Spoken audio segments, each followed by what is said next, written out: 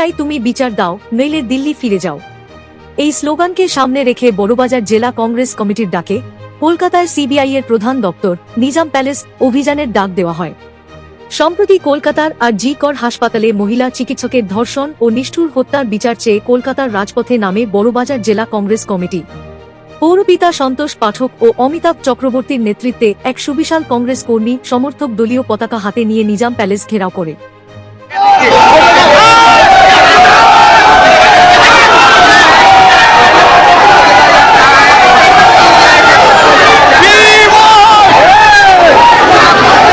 পুরুষ সমর্থকদের পাশাপাশি প্রচুর সংখ্যক মহিলা সমর্থক পায় পামেলায়।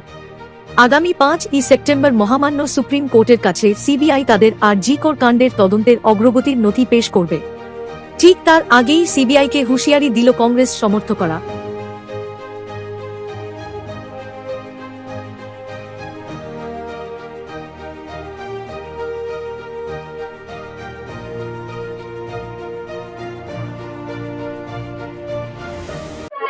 সন্দীপ ঘোষকে সেই কেসে গ্রেফতার করেনি, ওকে একটা করাপশন কেসে অ্যারেস্ট করেছে। তার মানে নিশ্চয়ই কোনো না কোনো জায়গায় সিবিআই দিদি মোদির হাত আছে। না হলে যে কেসে সিবিআই এখানে এসেছিল তাকে অ্যারেস্ট করতো, আরো যারা ছিল তাদেরকে অ্যারেস্ট করতো।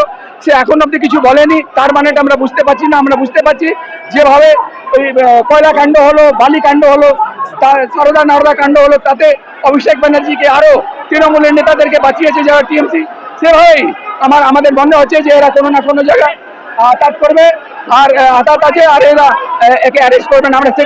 আমরা ডেপুটেশন দিতে এসেছি, জানি না এখন কি করছে। আমরা ডেপুটেশন দেবো। আমরা সিবিআইয়ের কাছে আমরা চাইবো যে যারা খুনিরা আছে, মন্ত্রী হোক, টিএমসি নেতা হোক, টিএমসি যাই হোক, তাদেরকে গ্রেফতার করো।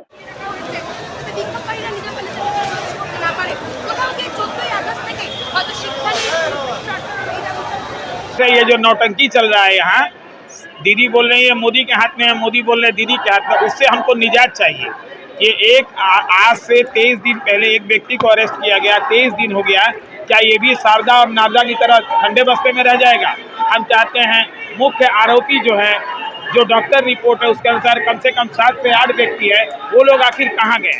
उनको यथाशीघ्र गिरफ्तार किया जाए और उनको इस फंदे में रखा जाए, ताकि और कोई माँ बहन बलात्कार के शिकार ना हो पाए और इस दुनिया का ना छोड़ के चले। लगातार चलेगा, जब तक न्याय नहीं मिलेगा तब तक आंदोलन जारी रहेगा।